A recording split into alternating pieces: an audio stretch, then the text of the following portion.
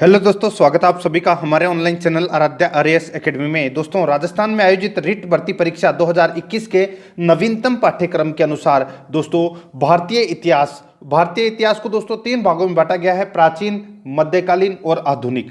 तो दोस्तों, प्राचीन भारतीय इतिहास से संबंधित आज मैं आपके लिए टॉप 200 प्रश्न लेके आया हूं। दोस्तों, ये 200 प्रश्न पढ़ने के बाद में आपका एक भी प्रश्न है वो गलत नहीं होगा अगर आप ये 200 प्रश्न देख लेते हैं तो। रीट भर्ती परीक्षा के लिए तो दोस्तों ये अमृत है। ठीक है, आराध्या आरएएस एकेडमी के यूट्यूब चैनल को सब्सक्राइब जरूर करें, बेल आइकन को दबाएं, वीडियो को लाइक और अपने दोस्तों के पास में शेयर जरूर करें। तो चलिए दोस्तों, शुरू करते हैं आज का अपना इसमें पहला प्रश्न। चीनी यात्री फायान निम्नलिखित में से किसके शासनकाल में भारत आया था? तो ये तो दोस्तों आप सभी को पता होगा कि किसके शासनकाल में भारत आया था। तो इसका राइट आंसर हो जाएगा वो है चंद्रगुप्त विक्रमादित्य। तो इसका बिल्कुल सही उत्तर हो जाएगा सी नंबर का ऑप्शन, बिल्कुल सही उत्तर। आगे देखिए दो चीनी यात्री आए थे, एक तो फायान आया था, यह आया था चंद्रगुप्त द्वितीय के समय। एक आया था दोस्तों हेनसान, ठीक है, कौन था? हेनसान। और ये हेनसान आया था दोस्तों हर्षवर्धन के समय। तो आपको याद रखना है से है, यानी कि हेनसान है वो हर्षवर्धन के समय आया था और फायान है ये चंद्रगुप्त द्वितीय के समय आया था। C number option right answer इसका। आगे देखिए सेकंड नंबर प्रश्न है, कालिदास की किस कृति की गिनती विश्व की सुप्रसिद्ध साहित्यिक कृतियों में होती है? यानी कि कालिदास की कौन सी कृति की गिनती विश्व की सुप्रसिद्ध साहित्यिक कृतियों में होती है? तो इसका राइट आंसर हो जाएगा वो है अभिज्ञान शाकुंतलम, अभिज्ञान शाकुंतलम। तो इसका बिल्कुल सही उत्तर हो जाएगा वो है दोस्तों इसमें सी नंबर का ऑप्शन, बिल्कुल सही उत्तर। तो इसका आगे देखिए तीन नंबर प्रश्न है, चंद्रगुप्त विक्रमादित्य के दरबार में नवरत्नों में कौन अधिक सबसे प्रसिद्ध था? तो दोस्तों कौन सबसे अधिक प्रसिद्ध था चंद्रगुप्त विक्रमादित्य के शासनकाल में? तो इसका राइट आंसर क्या हो जाएगा? देखिए दोस्तों चार ऑप्शन आपके सामने हैं, तो वो है कालिदास। ए नंबर का जो ऑप्शन है वो इसका बिल्कुल सही उत्तर हो जाएगा। देखिए चंद्रगुप्त द्वितीय के दरबार में 9 रत्न थे। कौन कौन थे? तो कालिदास, धन्वंतरी, सपनक, अमर सिंह, शंकु, बेताल भट्ट, घटकपर, वरामीर और वररुचि। ये 9 दोस्तों रत्न थे चंद्रगुप्त द्वितीय के समय और उनमें से सबसे अधिक प्रसिद्ध था ये कालिदास। ठीक है, तो इसका राइट आंसर इसमें ए नंबर का ऑप्शन, बिल्कुल सही उत्तर। और देखिए कालिदास की पुस्तक कौन कौन सी है तो मैं आपको बता दूं, ऋतु संहार, कुमार संभव, अभिज्ञान शाकुंतलम, ये तीनों पुस्तकें हैं ये दोस्तों कालिदास के द्वारा रचित है। आगे देखिए 4 नंबर का प्रश्न है, चंद्रगुप्त द्वितीय को विक्रमादित्य क्यों कहा जाता है? तो क्यों कहा जाता है?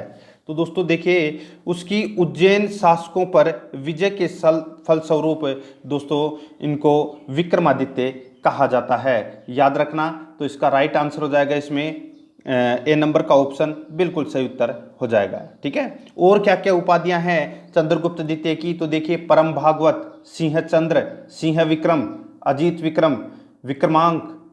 ठीक है, तो ये आपको याद रखना है, ये चंद्रगुप्त द्वितीय की उपाधियां थी। तो इसका right answer A number option, बिल्कुल सही उत्तर। आगे देखिए चंद्रगुप्त द्वितीय के काल में विद्या, कला व साहित्य का महान केंद्र कौन सा था? अच्छा प्रश्न है, चंद्रगुप्त द्वितीय के शासनकाल में विद्या, कला व साहित्य का महान केंद्र कौन सा था? तो इसका राइट आंसर हो जाएगा वो है उज्जैन। सी नंबर का ऑप्शन बिल्कुल सही उत्तर हो जाएगा। आगे देखिए दोस्तों इसमें 6 नंबर प्रश्न है, चंद्रगुप्त द्वितीय की विजयों से उसके साम्राज्य का विस्तार कहां तक हो गया? चंद्रगुप्त द्वितीय की विजयों से उसके साम्राज्य का विस्तार है वो कहां से कहां तक हो गया, वो अपने को बताना है। तो देखिए इसका राइट आंसर हो जाएगा वो है पश्चिमी समुद्र तट तक, यानी कि पश्चिमी समुद्री तट तक दोस्तों चंद्रगुप्त द्वितीय का जो साम्राज्य विस्तार है वो हो गया था। ठीक है, तो इसका राइट आंसर हो जाएगा इसमें ए नंबर का ऑप्शन, बिल्कुल सही उत्तर हो जाएगा। आगे देखिए इसमें 7 नंबर का प्रश्न है, इलाहाबाद के स्तंभ लेख में हरिसेन ने प्रशंसा की थी। इलाहाबाद के स्तंभ लेख में हरिसेन ने प्रशंसा की थी, तो किसकी प्रशंसा की थी? तो दोस्तों समुद्रगुप्त की प्रशंसा की थी। और समुद्रगुप्त को क्या कहा जाता है? तो दोस्तों भारत का नेपोलियन। क्या कहा जाता है? भारत का नेपोलियन। तो इसका राइट आंसर हो जाएगा इसमें सी नंबर का ऑप्शन बिल्कुल सही उत्तर हो जाएगा। देखिए, समुद्रगुप्त गुप्त वंश का एक महान योद्धा और कुशल सेनापति था, इसी कारण इसे भारत का नेपोलियन कहा जाता है। ठीक है, तो इसमें सी नंबर ऑप्शन बिल्कुल सही उत्तर। आगे देखिए, समुद्रगुप्त के काल का इतिहास जानने का सबसे महत्वपूर्ण साधन है। समुद्रगुप्त के काल का इतिहास जानने का सबसे महत्वपूर्ण साधन है, वो कौन सा है? तो वो है दोस्तों इलाहाबाद स्तंभ पर उत्कीर्ण लेख। इलाहाबाद स्तंभ पर उत्कीर्ण लेख। तो इसका राइट आंसर हो जाएगा ए नंबर का ऑप्शन बिल्कुल सही उत्तर हो जाएगा। इसमें समुद्रगुप्त की संपूर्ण जानकारी है वो मिलती है इस लेख में। आगे देखिए, गुप्त वंश की स्थापना किसने की? तो सीधा सा है, गुप्त वंश की स्थापना है वो श्रीगुप्त ने की थी। तो इसका राइट आंसर हो जाएगा ए नंबर ऑप्शन बिल्कुल सही उत्तर हो जाएगा। आगे देखिए, 10 नंबर का प्रश्न है, किस वंश को भारत की संस्कृति में स्वर्ण युग कहा जाता है? तो किस युग को भारत की संस्कृति में स्वर्ण युग कहा जाता है? तो ये कहा जाता है दोस्तों गुप्त काल को। गुप्त काल को भारतीय संस्कृति का स्वर्ण युग कहा जाता है। तो इसमें बी नंबर ऑप्शन बिल्कुल सही उत्तर हो जाएगा। आगे देखिए, 11 नंबर का प्रश्न है, गुप्त संवत की स्थापना किसने की थी? तो दोस्तों देखिए, गुप्त संवत की स्थापना है वो किसने की थी? तो चंद्रगुप्त प्रथम ने गुप्त संवत की स्थापना की थी। तो इसका राइट आंसर हो जाएगा इसमें ए नंबर का ऑप्शन बिल्कुल सही उत्तर हो जाएगा। आगे देखिए, इसमें 12 नंबर का प्रश्न है, बिंबिसार ने अपने राजवेद्य जीवक को किस राज्य के राजा की चिकित्सा के लिए भेजा था? अच्छा प्रश्न है। बिंबिसार ने अपने राज्यवेद जीवक को किस राज्य के राजा की चिकित्सा के लिए भेजा था? तो इसका राइट आंसर हो जाएगा वो है अवंती। सी नंबर का ऑप्शन बिल्कुल सही उत्तर हो जाएगा अवंती। आगे देखिए, भारत पर आक्रमण करने वाला पहला विदेशी कौन था? तो दोस्तों कौन था भारत पर आक्रमण करने वाला पहला विदेशी? तो वो था दोस्तों साइरस। कौन था? साइरस। ए नंबर ऑप्शन बिल्कुल सही उत्तर हो जाएगा साइरस। आगे देखिए, सिंधव सभ्यता के महान स्नानागार कहाँ से प्राप्त हुए हैं? सिंधव सभ्यता के महान स्नानागार कहाँ से प्राप्त हुए हैं? तो ये मोहनजोदड़ो से प्राप्त हुए हैं। ए नंबर का ऑप्शन बिल्कुल सही उत्तर हो जाएगा मोहनजोदड़ो। आगे देखिए, शाक्य राजवंश के किस राजकुमार ने एक महान धर्म की स्थापना की? शाक्य राजवंश के किस राजकुमार ने एक महान धर्म की स्थापना की?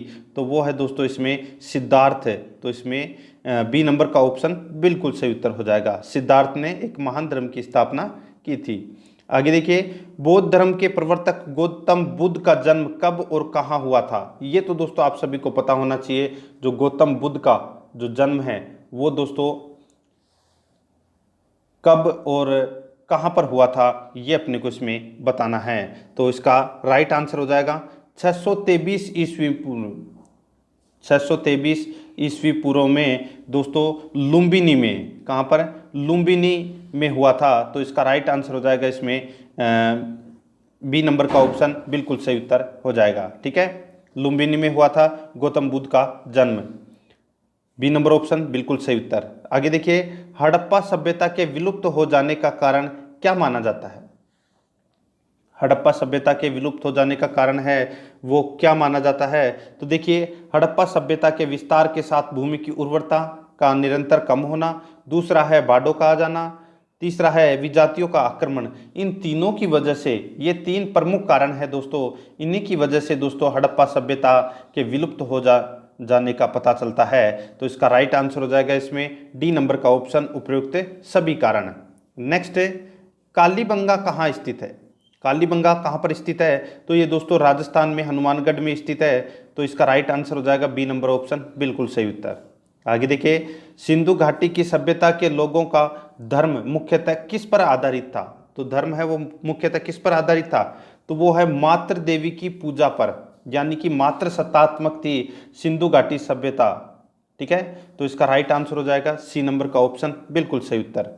आगे देखिए, 20 नंबर प्रश्न है, हड़प्पा सभ्यता के औजार और अस्त्र मुख्यतः बनाए जाते थे। हड़प्पा सभ्यता के औजार और अस्त्र मुख्यतः बनाए जाते थे। तो किससे बनाए जाते थे? तो ये बनाए जाते थे दोस्तों तांबा, टिन और कांस्य से बनाए जाते थे। ठीक है, तो इसमें सी नंबर ऑप्शन बिल्कुल सही उत्तर हो जाएगा। 21 नंबर प्रश्न है, इसमें देखिए अशोक के अभिलेख में उसके किस एकमात्र पुत्र की चर्चा की गई है।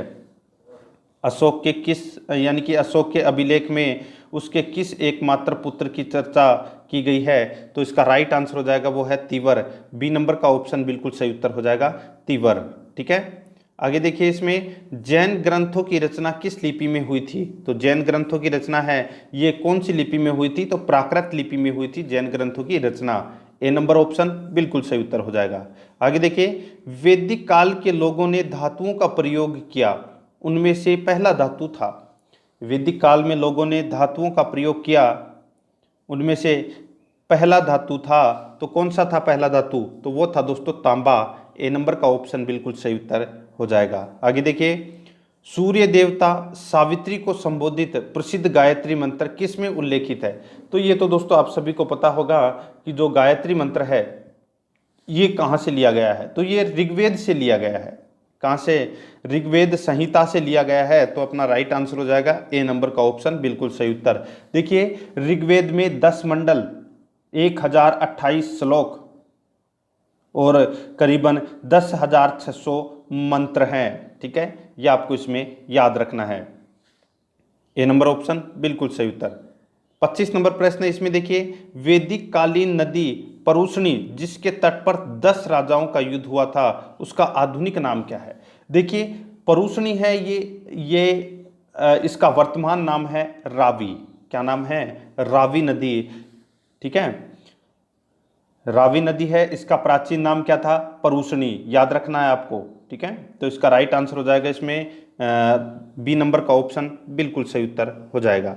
आगे देखिए दोस्तों इसमें 26 नंबर प्रश्न है, मोहनजोदाड़ो से प्राप्त सामग्री तथा धातु खंडों से पता चलता है कि यहाँ के निवासियों को अनेक प्रकार की धातुओं का ज्ञान था, किंतु, बहुत ही अच्छा प्रश्न है, किंतु दोस्तों लोहे का ज्ञान नहीं था। यानी कि मोहनजोदड़ो से प्राप्त सामग्री तथा धातु खंडों से पता चलता है कि यहाँ के निवासियों को दोस्तों अनेक प्रकार की धातुओं का ज्ञान था, किंतु लोहे का ज्ञान है वो नहीं था। तो अपना राइट आंसर इसमें बी नंबर ऑप्शन बिल्कुल सही उत्तर हो जाएगा। आगे देखिए मोहनजोदड़ो से प्राप्त मूर्तियों के आधार पर कहा जा सकता है कि सिंधु की सभ्यता से संबंध लोग सेव थे। कौन थे, सेव। तो इसका राइट आंसर हो जाएगा इसमें बी नंबर का ऑप्शन बिल्कुल सही उत्तर हो जाएगा। आगे देखिए इसमें 28 नंबर प्रश्न है, मोहनजोदड़ो के खनन कार्य से पता चला है कि वहाँ एक के नीचे अनेक नगर चक्र के कारण ध्वंस हुए हैं।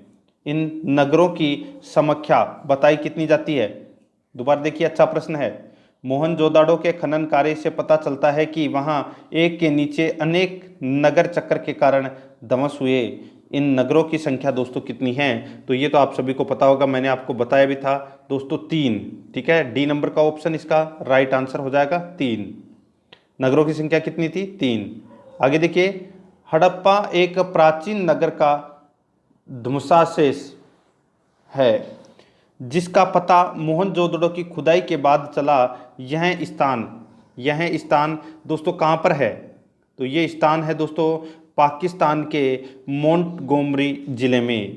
तो दोस्तों पाकिस्तान के मोंटगोमरी ज़िले में, तो इसका राइट आंसर क्या हो जाएगा, डी नंबर का ऑप्शन बिल्कुल सही उत्तर हो जाएगा। ठीक है, ये मोहनजोदड़ो की मोहनजोदड़ो सभ्यता है इसके उत्खननकर्ता कौन थे, तो राखलदास बनर्जी ने। ठीक है, ये आपको इसमें याद रखना है, राखलदास बनर्जी।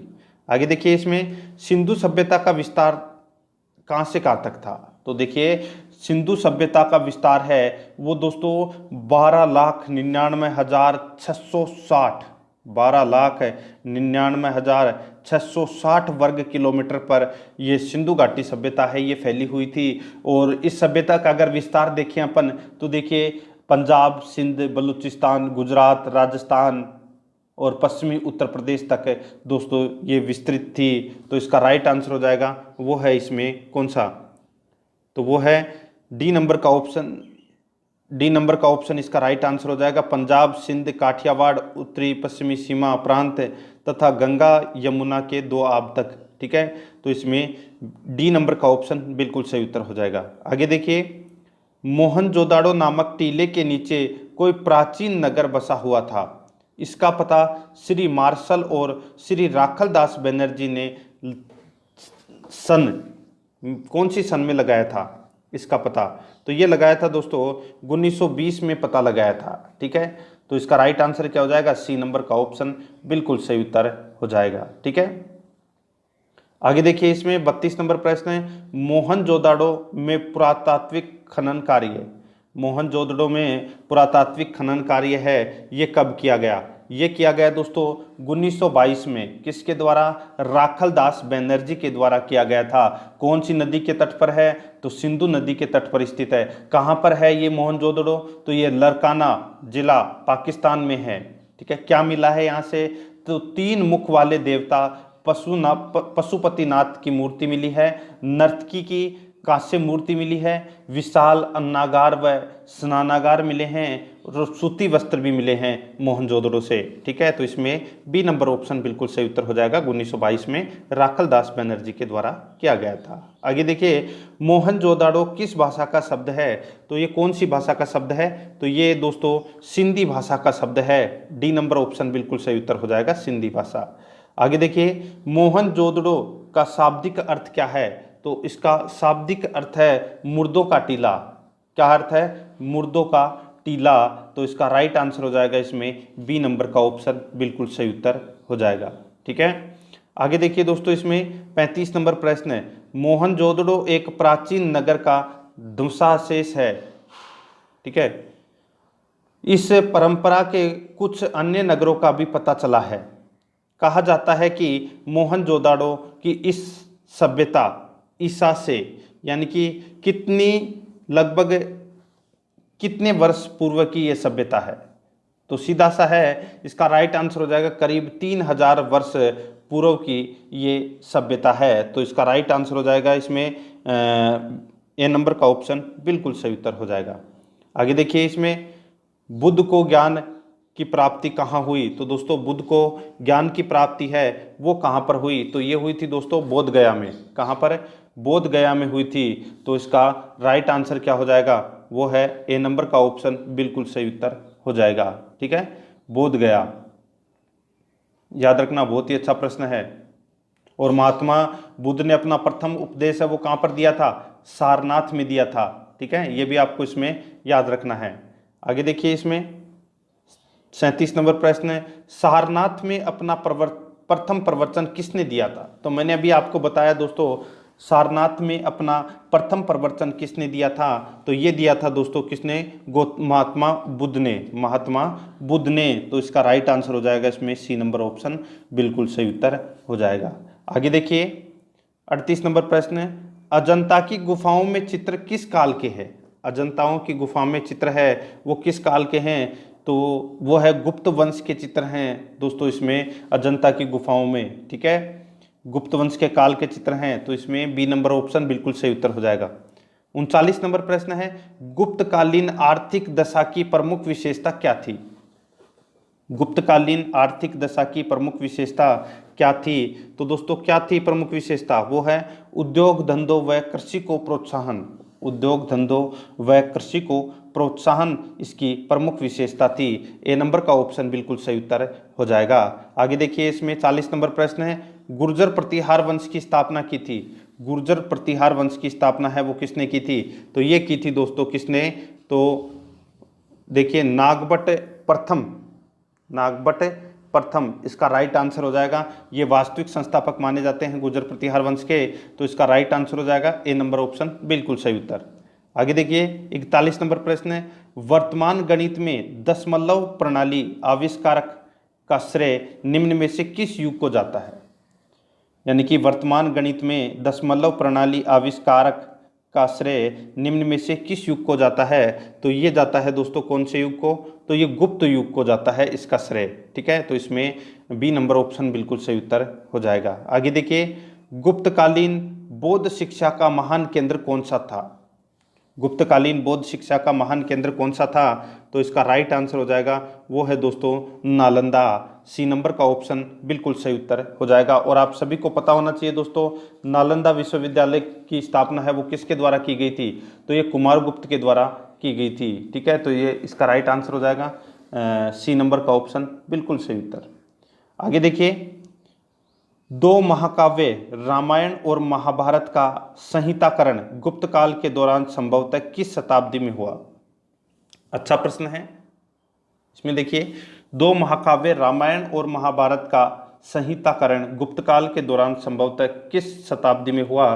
तो ये 4वीं शताब्दी ईस्वी में। तो इसका राइट आंसर हो जाएगा ए नंबर ऑप्शन बिल्कुल सही उत्तर हो जाएगा। आगे देखिए, प्राचीन भारतीय कला एवं स्थापत्य के चरमोत्कर्ष का युग था। प्राचीन भारतीय कला एवं स्थापत्य के चरमोत्कर्ष का युग था, तो वो कौन सा युग था? तो वो था दोस्तों इसमें गुप्त युग। तो इसमें सी नंबर ऑप्शन बिल्कुल सही उत्तर। 45 नंबर प्रश्न है, गुप्त काल में औषधि शास्त्र का प्रमुख विद्वान कौन था? गुप्त काल में औषधि शास्त्र का प्रमुख विद्वान कौन था? तो दोस्तों ये तो आप सभी को पता होगा कौन था। तो ये था दोस्तों वाघभट्ट। कौन था? वाघभट्ट। तो इसका राइट आंसर हो जाएगा इसमें ए नंबर का ऑप्शन बिल्कुल सही उत्तर हो जाएगा। ठीक है, आगे देखिए, इसमें खगोल शास्त्र में गुप्त काल का सबसे प्रसिद्ध नाम है। खगोल शास्त्र में गुप्त काल में सबसे प्रसिद्ध नाम है, तो वो कौन सा है वो प्रसिद्ध नाम? तो वो है दोस्तों आर्यभट्ट। सी नंबर का ऑप्शन इसका बिल्कुल सही उत्तर हो जाएगा। ब्रह्म सिद्धांत दिया था किसने? तो आर्यभट्ट ने। ठीक है, तो इसका right answer C number option बिल्कुल सही उत्तर हो जाएगा। आगे देखिए, इसमें 47 नंबर प्रश्न है, कौन सा राजवंश हुणों के आक्रमण से अत्यंत विचलित हुआ? कौन सा राजवंश है वो हुणों के आक्रमण से अत्यंत विचलित हुआ? तो वो था दोस्तों इसमें गुप्त वंश। कौन सा? गुप्त वंश। तो इसका राइट आंसर हो जाएगा सी नंबर का ऑप्शन बिल्कुल सही उत्तर हो जाएगा। ठीक है, आगे देखिए, इसमें 48 नंबर प्रश्न है, निम्नलिखित में से कौन गुप्तकालीन स्वर्ण मुद्रा है? तो गुप्तकालीन स्वर्ण मुद्रा है वो कौन सी है इनमें से? तो वो है दिनार। बी नंबर का ऑप्शन बिल्कुल सही उत्तर दिनार। आगे देखिए, निम्न में से किस काल में स्त्रियों की संख्या पुरुषों के बराबर थी? तो कौन से काल में स्त्रियों की संख्या पुरुषों के बराबर थी? तो इसका राइट आंसर हो जाएगा गुप्त काल में स्त्रियों की संख्या है वो पुरुषों के बराबर थी। तो इसमें ए नंबर ऑप्शन बिल्कुल सही उत्तर हो जाएगा। आगे देखिए, 50 नंबर प्रश्न है, किसने नालंदा विश्वविद्यालय का भ्रमण व वहां अध्ययन किया? तो सीधा सा है, हर्षवर्धन के समय कौन आए थे? हेनसान। तो हेनसान ने दोस्तों नालंदा विश्वविद्यालय का भ्रमण किया और वहां पर अध्ययन भी किया। तो इसका राइट आंसर हो जाएगा ए नंबर का ऑप्शन बिल्कुल सही उत्तर हो जाएगा। ठीक है, आगे देखिए, इसमें 51 नंबर प्रश्न है, निम्नलिखित में से कौन सी विशेषता सिंधु घाटी सभ्यता से संबंधित नहीं है? तो कौन सी विशेषता सिंधु घाटी सभ्यता से संबंधित नहीं है? तो यहाँ पे देखिए 4 ऑप्शन आपके सामने दिए गए हैं। बहुत ही अच्छा प्रश्न है। तो यहाँ पे देखिए, व्यावसायिक कृषि, ठीक है, नगर नियोजन, व्यापार एवं उद्योग, ये तीनों तो संबंधित है सिंधु घाटी सभ्यता से, लेकिन चारागाही अर्थव्यवस्था ये दोस्तों सिंधु घाटी सभ्यता से संबंधित नहीं थी। तो इसमें बी नंबर ऑप्शन बिल्कुल सही उत्तर हो जाएगा। आगे देखिए, 52 नंबर प्रश्न है, सिंधु घाटी सभ्यता को किस काल से जोड़ा जा सकता है? सिंधु घाटी सभ्यता को किस काल से जोड़ा जा सकता है? तो इसका राइट आंसर हो जाएगा वो है दोस्तों कांस्य काल से जोड़ा जा सकता है। ठीक है, यानी कि सिंधु घाटी सभ्यता है वो कौन से काल की थी? तो ये कांस्य काल की। तो इसमें डी नंबर ऑप्शन बिल्कुल सही उत्तर हो जाएगा, कांस्य काल। आगे देखिए, हड़प्पा संस्कृति के अवशेष स्थलों का सर्वाधिक संकेंद्रण किस नदी के तट पर मिला है? हड़प्पा संस्कृति के अवशेष स्थलों का सर्वाधिक संकेंद्रण किस नदी के तट पर मिला है? तो ये मिला है दोस्तों कौन सी नदी के तट पर? तो ये है सिंधु नदी के तट पर। बी नंबर का ऑप्शन इसका बिल्कुल सही उत्तर हो जाएगा। आगे देखिए, हड़प्पा की खुदाई में मेसोपोटामिया की मुहरें मिली है। ये मुहरें हड़प्पा की सभ्यता में दोस्तों मेसोपोटामिया की मुहरें मिली है। ये मुहरें दोस्तों सिंधु घाटी सभ्यता के काल निर्धारण में सहायक हैं। बिल्कुल सही है। इस बात की द्योतक है कि इन दोनों सभ्यताओं के बीच व्यापार होता था। ये भी दोस्तों इसमें बिल्कुल सही है। भाई मोहरें मिली है तो इसका मतलब व्यापार होता था। ठीक है, तीसरा है, इस बात का प्रमाण है कि सिंधु घाटी सभ्यता के लोग स्वयं मोहरें बनाना नहीं जानते थे। ये गलत हो जाएगा दोस्तों इसमें। तो यानी कि ए और बी इसमें बिल्कुल सत्य है। तो डी नंबर का ऑप्शन बिल्कुल सही उत्तर हो जाएगा। आगे देखिए, सिंधु घाटी सभ्यता के प्रसार क्षेत्र का आकार कैसा था? सिंधु घाटी सभ्यता के प्रसार क्षेत्र का आकार है वो कैसा था? तो ये आकार था दोस्तों त्रिभुजाकार। कैसा था? त्रिभुजाकार। डी नंबर ऑप्शन बिल्कुल सही उत्तर हो जाएगा। आगे देखिए, हड़प्पा सभ्यता के लोग संभवतः इस्तेमाल करते थे। तो हड़प्पा सभ्यता के लोग संभवतः किसका इस्तेमाल करते थे? तो ये करते थे दोस्तों लकड़ी के हल का, यानी कि लकड़ी का हल यानी कि फाल का प्रयोग करते थे। तो इसमें बी नंबर ऑप्शन बिल्कुल सही उत्तर हो जाएगा।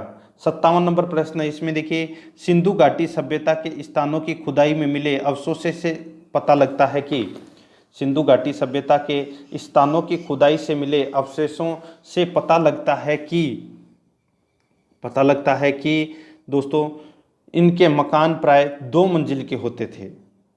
दूसरा है, देखिए, इनके मकान प्राय 1 मंजिल के होते थे। ये गलत हो जाएगा। और देखिए, हर मकान के आंगन, स्नानागार और रसोई होती थी। ये भी दोस्तों इसमें बिल्कुल सही है। तो इसका राइट आंसर हो जाएगा डी नंबर का ऑप्शन ए और सी इसमें सही है। ए और सी इसका राइट आंसर हो जाएगा। D number option. 2 मंजिल के मकान थे सिंधु घाटी सभ्यता में। आगे देखिए, निम्नलिखित में से कौन सा कथन सही है? तो कौन सा कथन है वो दोस्तों इसमें सही है? तो यहाँ पे देखिए, सिंधु सभ्यता के लोग मूर्ति पूजक थे। सिंधु सभ्यता के लोग मूर्ति पूजक थे। ए नंबर का ऑप्शन इसका बिल्कुल सही उत्तर हो जाएगा, मूर्ति पूजक। ठीक है। आगे देखिए, हड़प्पा के निवासी किस युग के थे? हड़प्पा के निवासी है वो कौन से युग के थे? तो ये दोस्तों ताम्रपाषाण युग के थे हड़प्पा के निवासी। तो इसमें डी नंबर ऑप्शन बिल्कुल सही उत्तर हो जाएगा। आगे देखिए, सिंधु घाटी सभ्यता के काल निर्धारण में सबसे विश्वसनीय और महत्वपूर्ण है क्या? सिंधु घाटी सभ्यता के काल निर्धारण में सबसे विश्वसनीय और महत्वपूर्ण है क्या है? तो वो है हड़प्पा की खुदाई में मिली मेसोपोटामिया की मुहरें। ठीक है। और इन दोनों के बीच में व्यापार की भी दोस्तों जानकारी मिलती है। तो इसका राइट आंसर हो जाएगा इसमें सी नंबर का ऑप्शन बिल्कुल सही उत्तर हो जाएगा। आगे देखिए, हड़प्पा सभ्यता के लोग किस पशु से परिचित नहीं थे? हड़प्पा सभ्यता के लोग किस पशु से परिचित नहीं थे? तो दोस्तों दरियाई घोड़ा से परिचित नहीं थे। गेंडा, सांड और ऊंट इन तीनों से परिचित थे। ए नंबर का ऑप्शन बिल्कुल सही उत्तर हो जाएगा। 62 नंबर प्रश्न है, इसमें देखिए, मोहनजोदाड़ो में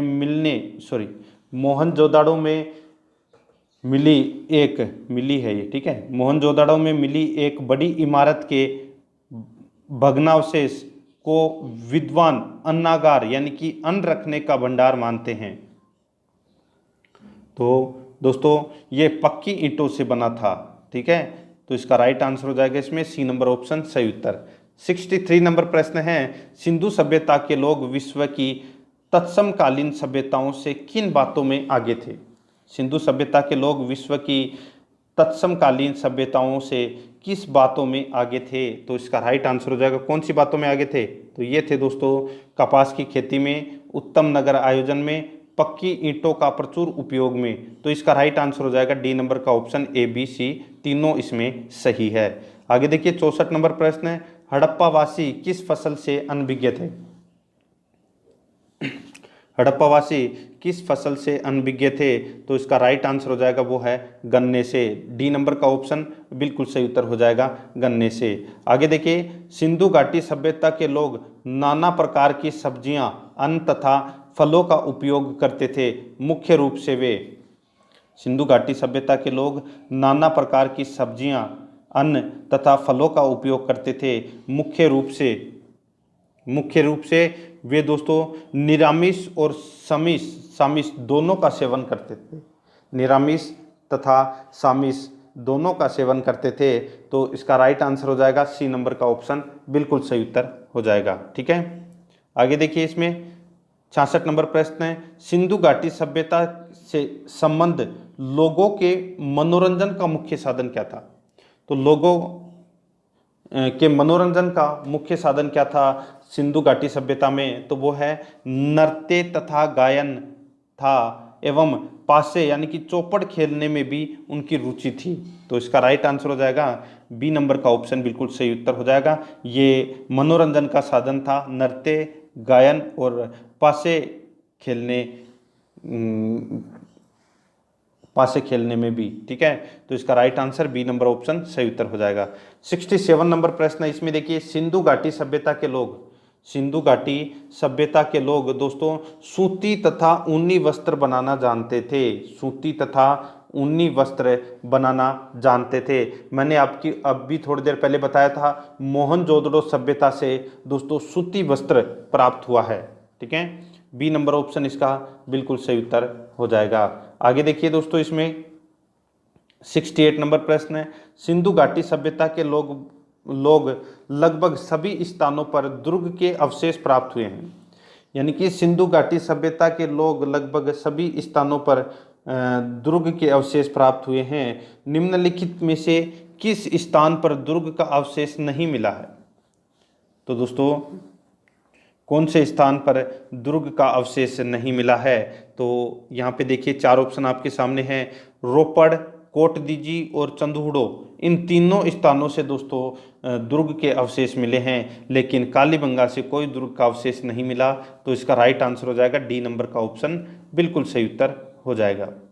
आगे देखिए, इसमें 69 नंबर प्रश्न है, मोहनजोदड़ो की खुदाई से पता चला है कि तत्कालीन मकान पक्की ईंटों से बनाए जाते थे। तो मैंने अभी आपको बताया दोस्तों थोड़ी देर पहले ही कि अन्नागार, ठीक है, यानी कि बड़े बड़े कमरे थे जो पक्की ईंटों से बने हुए थे, वहां पर अन्न रखने का कार्य किया जाता था। ठीक है, तो पक्की ईंटों से बनाए जाते थे। तो इसका राइट आंसर हो जाएगा ए नंबर का ऑप्शन बिल्कुल सही उत्तर हो जाएगा। आगे देखिए 70 नंबर प्रश्न है, सिंधु घाटी सभ्यता के बारे में खनन कार्य से जो तथ्य सामने आए हैं उनसे पता चलता है कि वे लोग मूर्ति पूजा करते थे। ठीक है, मूर्ति पूजा तो करते थे, और दोस्तों साथ ही में नगर निर्माण कला में पारंगत थे। नगर निर्माण कला में पारंगत थे। ठीक है, ये आपको याद रखना है कि सिंधु घाटी सभ्यता के बारे में खनन कार्य से जो तथ्य सामने आए हैं उनसे पता चलता है कि वे दोस्तों नगर निर्माण कला में पारंगत थे और मूर्ति पूजा भी करते थे। तो इसका राइट आंसर इसमें ए नंबर ऑप्शन बिल्कुल सही उत्तर हो जाएगा। आगे देखिए, सिंधु घाटी सभ्यता के लोग शायद मुख्य रूप से मूर्ति पूजा करते थे। बी नंबर का ऑप्शन बिल्कुल सही उत्तर हो जाएगा। आगे देखिए, सिंधु घाटी सभ्यता का पतन का कारण सिंधु घाटी सभ्यता के पतन का कारण है वो क्या है? चार ऑप्शन आपके सामने हैं। तो यहाँ पे देखिए भयावह भूचाल रहा होगा, भारी हमला रहा होगा, अनेक प्राकृतिक विपत्तियां रही होगी। तो दोस्तों ये अभी अज्ञात है, यानी कि सिंधु घाटी सभ्यता के पतन का कारण क्या है अभी तक ये अज्ञात है। तो इसमें सी नंबर का ऑप्शन बिल्कुल सही उत्तर हो जाएगा। आगे देखिए 73 नंबर प्रश्न है, सिंधु घाटी सभ्यता से संबंध व्यक्ति लिखना पढ़ना जानते थे। प्राप्त मुद्राओं से पता चलता है कि उनकी लिपि है वो कौन सी थी? तो देखिए उनकी लिपि है वो पढ़ी नहीं जा सकी है। सिंधु घाटी सभ्यता के लोग हैं वो लिखना पढ़ना जानते थे। प्राप्त मुद्राओं से पता चलता है उनकी लिपि है वो कौन सी है, ये दोस्तों अभी तक अपने को ज्ञात नहीं हुई है, यानी कि पढ़ी नहीं जा सकी है। तो इसका राइट आंसर हो जाएगा इसमें सी नंबर ऑप्शन बिल्कुल सही उत्तर हो जाएगा। 74 नंबर प्रश्न है, मोहनजोदाड़ो में किए गए खनन कार्य से ऐसा पता चलता है कि उस काल के लोग कृषि करना जानते थे, किंतु वे चावल यानी कि धान की भी फसल उगाते थे। इसमें कुछ पुरातत्ववेताओं को संदेह है। यह संदेह व्यक्त किया है दोस्तों किसने किया है? ये संदेह व्यक्त किया है दोस्तों डॉक्टर A.L. बासम ने व्यक्त किया है। क्या व्यक्त किया है डॉक्टर A.L. बासम ने? तो देखिए ऐसा पता चलता है कि उस काल के लोग हैं वो कृषि करना जानते थे, किंतु वे चावल की भी फसल उगाते थे। ठीक है, तो यहाँ पे ये व्यक्त किया है डॉक्टर A.L. बासम ने। ठीक है, तो इसमें डी नंबर ऑप्शन बिल्कुल सही उत्तर। 75 नंबर प्रश्न है, सिंधु घाटी सभ्यता से संबंधित लोग शवों का अंतिम संस्कार है वो कैसे करते थे?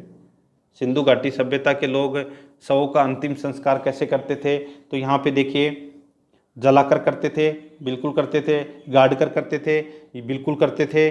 ठीक है। और देखिए दोस्तों इसमें पारसियों की तरह किसी ऊंचे स्थान पर खुला छोड़कर करते थे, बिल्कुल सही बात है। तो दोस्तों इसका राइट आंसर हो जाएगा, इसमें इन तीनों का प्रयोग करते थे वो, तो इसका राइट आंसर हो जाएगा, क्या हो जाएगा, उक्त सभी प्रकार से करते थे शवों का अंतिम संस्कार सिंधु घाटी सभ्यता के लोग। ठीक है, तो डी नंबर ऑप्शन सही उत्तर। 76 नंबर प्रश्न है, इसमें देखिए, वेदों के अनेक विभाग बताए जाते हैं किंतु मुख्य रूप से इनके जो भाग हैं उन्हें क्या कहा जाता है। वेदों के अनेक विभाग बताए जाते हैं किंतु मुख्य रूप से इनके जो भाग हैं उन्हें दोस्तों संहिता अथवा मंत्र कहा जाता है, बिल्कुल सही है। ब्राह्मण मंत्र कहा जाता है, ये भी इसमें सही है। आरण्यक और उपनिषद कहा जाता है, ये भी इसमें सही है, यानी कि तीनों ही कहे जाते हैं। तो इसका राइट आंसर हो जाएगा उपरोक्त तीनों कहे जाते हैं, डी नंबर ऑप्शन बिल्कुल सही उत्तर हो जाएगा। आगे देखिए 77 नंबर प्रश्न है, वेदों के अनेक विभाग बताए जाते हैं किंतु मुख्य रूप से जो भाग हैं उन्हें, वेदों के अनेक विभाग बताए जाते हैं किंतु मुख्य रूप से इनसे जो भाग हैं उन्हें दोस्तों संहिताएं अथवा मंत्र कहा जाता है। ठीक है, तो ये दोस्तों इसका राइट आंसर हो जाएगा डी नंबर ऑप्शन। ठीक है, उपरोक्त तीनों कहे जाते हैं। आगे देखिए, वेद का शाब्दिक अर्थ है, तो वेद का शाब्दिक अर्थ क्या हो जाएगा, वो है दोस्तों ज्ञान, बी नंबर ऑप्शन सही उत्तर। 79 नंबर प्रश्न है, वैदिक काल की प्राचीनता के बारे में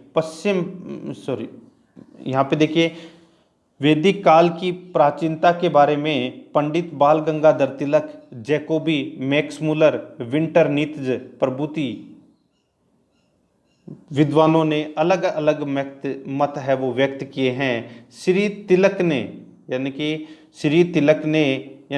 श्री तिलक के मत से वैदिक साहित्य का रचना काल ईसा से है। तो वैदिक साहित्य का रचना काल है वो पंडित श्री तिलक यानी कि बाल गंगाधर तिलक के अनुसार दोस्तों जो वैदिक साहित्य है ये 10,000 वर्ष पहले का है। अब का है 10,000 वर्ष पहले का है, तो इसका right answer B number option हो जाएगा। आगे देखिए, इसमें 80 नंबर प्रश्न है, भारतीय सभ्यता का प्राथमिक सोपान सबसे प्रारंभिक चरण किसे माना जाता है। भारतीय सभ्यता का प्राथमिक सोपान सबसे प्रारंभिक चरण किसे माना जाता है, तो ये माना जाता है दोस्तों किसे, तो इसका राइट आंसर क्या हो जाएगा, तो दोस्तों इसका राइट आंसर हो जाएगा वो है प्राथमिक सोपान, ये माना जाता है सिंधु घाटी सभ्यता को। ठीक है, तो सी नंबर ऑप्शन बिल्कुल सही उत्तर, सिंधु घाटी सभ्यता। आगे देखिए, सिंधु घाटी सभ्यता के किस स्थान पर डॉकयार्ड होने का आधार है। तो डॉकयार्ड होने का जो आधार है वो दोस्तों कहाँ पर है, तो लोथल में। ठीक है, वहाँ पर क्या है, बंदरगाह है। ठीक है, समझ में आ गया, यानी कि व्यापार करने के लिए जो बंदरगाह था यानी कि डॉकयार्ड, ठीक है, वो कहाँ पर था, लोथल में। और लोथल है ये कौन सी नदी के किनारे है, तो ये भोगवान नदी के किनारे है। कहाँ पर, अहमदाबाद गुजरात में। तो इसमें डी नंबर ऑप्शन सही उत्तर हो जाएगा। आगे देखिए, सिंधु घाटी सभ्यता की लिपि, तो दोस्तों सिंधु घाटी सभ्यता की लिपि है वो एक लाइन में दाहिने से बाएं ओर और दूसरी लाइन में बाएं से दाहिनी ओर लिखी जाती थी। समझ में आ गया, सिंधु घाटी सभ्यता की लिपि है वो एक लाइन में दाहिने ओर से और दूसरी लाइन में बाएं ओर से लिखी जाती थी। तो इसमें सी नंबर ऑप्शन बिल्कुल सही उत्तर हो जाएगा। 83 नंबर प्रश्न है, सिंधु घाटी सभ्यता के लोग शेर, गेंडे और जंगली भैंसे से परिचित थे क्योंकि इस घाटी के स्थानों की खुदाई में दोस्तों कुछ मोहरों पर इन जानवरों के चित्र बने हुए हैं। ठीक है, यानी कि सिंधु घाटी सभ्यता के लोग शेर, गेंडे और जंगली भैंसे से परिचित थे क्योंकि इस घाटी के स्थानों में कुछ मुहरों पर इन जानवरों के चित्र बने हुए हैं। बी नंबर ऑप्शन बिल्कुल सही उत्तर हो जाएगा। 84 नंबर प्रश्न है, इसमें देखिए, खोज काल क्रम में कौन सा स्थान सबसे बाद का है। खोज काल क्रम में कौन सा स्थान सबके बाद का है, तो इसका राइट आंसर हो जाएगा वो है दोस्तों इसमें बनवाली। डी नंबर ऑप्शन बिल्कुल सही उत्तर हो जाएगा, बनवाली। आगे देखिए, हड़प्पा में खुदाई का काम किसने कराया था। हड़प्पा में खुदाई का काम है वो दोस्तों किसने कराया था? तो ये कराया था दोस्तों दयाराम साहनी ने। किसने कराया था? दयाराम साहनी ने हड़प्पा में खुदाई का काम करवाया था। कब करवाया था? तो दोस्तों ये करवाया था 1921 में। हड़प्पा कौन सी नदी के तट पर है? तो दोस्तों रावी नदी के तट पर है। कहाँ पर है अभी इसकी स्थिति हड़प्पा की? तो मोंटगोमरी पाकिस्तान में। ठीक है, तो यहाँ पर सी नंबर ऑप्शन बिल्कुल सही उत्तर हो जाएगा। आगे देखिए, मोहनजोदाड़ो का विशाल स्नानागार किस बात का संकेत करता है? देखिए दोस्तों, मोहनजोदड़ो में एक विशाल स्नानागार मिला है जो 11.88 मीटर तो कितना था? लंबा। 11.88 मीटर तो लंबा था। और दोस्तों 7.1 मीटर है ये दोस्तों चौड़ा था। 7.1 मीटर चौड़ा और 2.43 मीटर है वो क्या था? गहरा। ठीक है, तो इसका राइट आंसर क्या हो जाएगा? वो है इसमें, इस प्रश्न का राइट आंसर हो जाएगा वो है उन्नत शहरी नगर योजना का, उन्नत शहरी नगर योजना का संकेत करता है। तो इसमें डी नंबर ऑप्शन बिल्कुल सही उत्तर हो जाएगा। आगे देखिए, सिंधु घाटी सभ्यता के निवासियों की सामाजिक एवं धार्मिक स्थिति का सर्वोत्तम बोध किससे होता है? सिंधु घाटी सभ्यता के निवासियों की सामाजिक एवं धार्मिक स्थिति का सर्वोत्तम बोध किससे होता है? तो ये होता है दोस्तों किससे? तो ये टेराकोटा फिगर से, टेराकोटा फिगर से। सी नंबर का ऑप्शन बिल्कुल सही उत्तर हो जाएगा, टेराकोटा फिगर से। आगे देखिए, सिंधु घाटी सभ्यता के किस स्थान पर फर्शों के बनाने में सजावटी ईंटों का प्रयोग किया जाता था? सिंधु घाटी सभ्यता के किस स्थान पर फर्शों के बनाने में सजावटी ईंटों का प्रयोग किया जाता था? तो इसका राइट आंसर हो जाएगा वो है दोस्तों कहाँ पर? तो ये कालीबंगा में। तो इसमें बी नंबर ऑप्शन सही उत्तर। 89 नंबर प्रश्न है, सिंधु घाटी सभ्यता के किस स्थान की खुदाई में अग्नि वेदिकाएं मिली है? तो अग्नि वेदिकाएं दोस्तों कौन से स्थान पर मिली है? तो ये मिली है लोथल और कालीबंगा में। लोथल और कालीबंगा में अग्नि वेदिकाएं मिली हैं। तो इसका राइट आंसर हो जाएगा इसमें डी नंबर का ऑप्शन बी और सी दोनों। आगे देखिए, 90 नंबर का प्रश्न है, हड़प्पा सभ्यता के किस स्थान पर खुदाई में दुर्ग का कोई प्रमाण नहीं मिला है? हड़प्पा सभ्यता के किस स्थान पर खुदाई में दुर्ग का कोई प्रमाण नहीं मिला है? तो इसका राइट आंसर क्या हो जाएगा? वो है दोस्तों इसमें चंदोहड़ो। ठीक है, चंदोहड़ो। ठीक है, तो इसमें डी नंबर का ऑप्शन बिल्कुल सही उत्तर हो जाएगा, चंदोहड़ो। आगे देखिए दोस्तों, इसमें 91 नंबर प्रश्न है, अपने पुरोहित के साथ विदेह माधव के पूर्व की ओर प्रव्रजन की कथा निम्नलिखित में से किसमें वर्णित है? बहुत ही अच्छा प्रश्न है। अपने पुरोहित के साथ विघेद माधव के पूर्व की ओर प्रव्रजन की कथा निम्नलिखित में से किसमें वर्णित है? तो ये वर्णित है दोस्तों किसमें? तो ये सतपथ ब्राह्मण में। तो इसमें बी नंबर का ऑप्शन सही उत्तर हो जाएगा, सतपथ ब्राह्मण। आगे देखिए, इसमें निम्नलिखित में से कौन सा नगर प्राक हड़प्पा व हड़प्पा सभ्यता से संबंधित है? तो कौन सा नगर है वो प्राक हड़प्पा व हड़प्पा सभ्यता से है? तो वो है दोस्तों रंगपुर। ठीक है, कहाँ पर है ये? रंगपुर। तो ये है दोस्तों गुजरात में। कहाँ पर है? गुजरात में, काठियावाड़ गुजरात में। और यहाँ पर चावल की भूसी मिली है, गेहूं की खेती के साक्ष्य मिले हैं। ठीक है, याद रखना, रंगपुर। तो इसमें डी नंबर ऑप्शन बिल्कुल सही उत्तर हो जाएगा। नेक्स्ट है, निम्नलिखित में से कौन सा पशु हड़प्पा सभ्यता में नहीं पाला जाता था? यानी कि कौन सा पशु हड़प्पा सभ्यता में नहीं पाला जाता था? तो इसका राइट आंसर हो जाएगा वो है दोस्तों घोड़ा। ठीक है, ए नंबर ऑप्शन बिल्कुल सही उत्तर हो जाएगा, घोड़ा। आगे देखिए, हड़प्पा सभ्यता के लोग निम्न में से किस वस्तु का प्रयोग नहीं करते थे? हड़प्पा सभ्यता में लोग हैं वो किसका प्रयोग नहीं करते थे? तो दोस्तों सिक्के का प्रयोग नहीं करते थे। सी नंबर ऑप्शन सही उत्तर। 95 नंबर प्रश्न है, मोहनजोदड़ो की विशालतम इमारत थी, मोहनजोदड़ो की विशालतम इमारत है वो कौन सी थी? तो वो थी दोस्तों महास्नानागार। मैंने अभी आपको बताया था महास्नानागार। तो इसमें बी नंबर ऑप्शन बिल्कुल सही उत्तर। हड़प्पा सभ्यता का उत्कर्ष किस समय के पश्चात रुक गया? हड़प्पा सभ्यता का उत्कर्ष किस समय के पश्चात रुक गया? तो ये रुक गया दोस्तों 1900 ईसा पूर्व के समय रुक गया। ठीक है, तो इसमें डी नंबर ऑप्शन बिल्कुल सही उत्तर हो जाएगा। आगे देखिए, सिंधु घाटी सभ्यता की खुदाई में विशाल स्नानागार कहाँ मिला है? तो विशाल स्नानागार है ये दोस्तों कहाँ पर मिला है? तो ये मोहनजोदड़ो में मिला है। मैंने अभी आपको बताया था 11.88 मीटर लंबा, 7.01 मीटर चौड़ा और 2.43 मीटर गहरा था। मोहनजोदड़ो में मिला है ये, तो इसमें ए नंबर ऑप्शन सही उत्तर। 98 नंबर प्रश्न है, सिंधु सभ्यता से संबंधित नृत्य करते हुई की मूर्ति बनी है, तो किसकी बनी है? वो नृत्य करती हुई महिला की मूर्ति, तो ये मिली है दोस्तों, कांस्य मूर्ति है ये, ठीक है। तो इसका राइट आंसर बी नंबर का ऑप्शन बिल्कुल सही उत्तर है, ये मिली है मोहनजोदड़ो से, ठीक है, बी नंबर ऑप्शन सही उत्तर। आगे देखिए, सिंधु घाटी की सभ्यता के सामाजिक जीवन के संबंध में निम्न में से कौन सा कथन सही है? तो कौन सा कथन है वो दोस्तों इसमें बिल्कुल सही है? तो देखिए, समाज मातृ प्रधान था, समाज मातृ प्रधान था, तो ये इसका राइट आंसर हो जाएगा। यानी कि सैंधव समाज है वो मातृ सत्तात्मक था, ठीक है। तो इसमें सी नंबर ऑप्शन बिल्कुल सही उत्तर हो जाएगा। 100 नंबर प्रश्न है, मोहनजोदाड़ो नगर की खुदाई में सबसे महत्वपूर्ण सार्वजनिक स्थान प्राप्त हुआ। मोहनजोदाड़ो नगर की खुदाई में सबसे महत्वपूर्ण सार्वजनिक स्थान प्राप्त हुआ, तो ये प्राप्त हुआ दोस्तों, वो है बड़ा स्नानागृह, ठीक है, बड़ा स्नानागृह। तो इसमें बी नंबर ऑप्शन सही उत्तर हो जाएगा।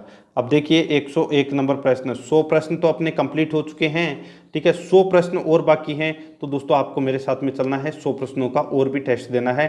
टोटल इसमें 200 प्रश्न हैं, ठीक है, जो आपकी परीक्षा के लिए महत्वपूर्ण है। चाहे आप इन प्रश्नों के पढ़ने के बाद में कोई सा भी परीक्षा दे लेना, ठीक है, और आपका एक भी प्रश्न है वो प्राचीन भारतीय इतिहास से संबंधित है, वो गारंटी है गलत नहीं होगा, ठीक है। तो मेरे साथ में चलते रहिए और 200 प्रश्नों का आपको पूरा देखना है। देखिए इसमें महायान बौद्ध धर्म में निम्न किस बौद्ध देवता की प्रतिमाओं की पूजा अर्चना नहीं की जाती थी? तो कौन से बौद्ध देवता की प्रतिमा की पूजा अर्चना नहीं की जाती थी? तो इसका राइट आंसर हो जाएगा, वो है दोस्तों, देखिए, भौतिक जीवन की समृद्धि की देवी श्री लक्ष्मी की दोस्तों पूजा अर्चना नहीं की जाती थी। तो इसमें डी नंबर ऑप्शन बिल्कुल सही उत्तर हो जाएगा। आगे देखिए, इसमें 102 नंबर प्रश्न है, अधोलिखित में असत्य कथन को इंगित कीजिए। तो असत्य कथन दोस्तों अपने को इसमें बताना है। देखिए यहाँ पे 2 या 3 छेद वाले तख्त सैंधव सभ्यता से प्राप्त हुए हैं, बिल्कुल सही है। मन के बनाने के लिए गोमेद गुजरात से मंगाया जाता था, ये बिल्कुल सही है। यहाँ पे देखिए सौराष्ट्र भगत राव नदी के किनारे पर स्थित है, ये गलत हो जाएगा दोस्तों इसमें। और देखिए इसमें कुवैत के समीप फैला स्टेटाइट की मुहरें प्राप्त हुई है, ये भी सही है। तो इसमें राइट आंसर हो जाएगा सी नंबर का ऑप्शन, क्योंकि ये इसमें भगत राव नदी गलत दे रखा है। आगे देखिए, जैन धर्म के क्रमिक पतन के कारणों में निम्न में से कौन उत्तरदायी कारण नहीं था? तो कौन उत्तरदायी कारण नहीं था? तो वो है दोस्तों उनके नैतिक धर्म की संहिता का अतिवाद तथा धार्मिक अनुशासन। ये दोस्तों जैन धर्म के क्रमिक पतन के कारणों में से दोस्तों ये कारण नहीं था। बाकी हिंदू धर्म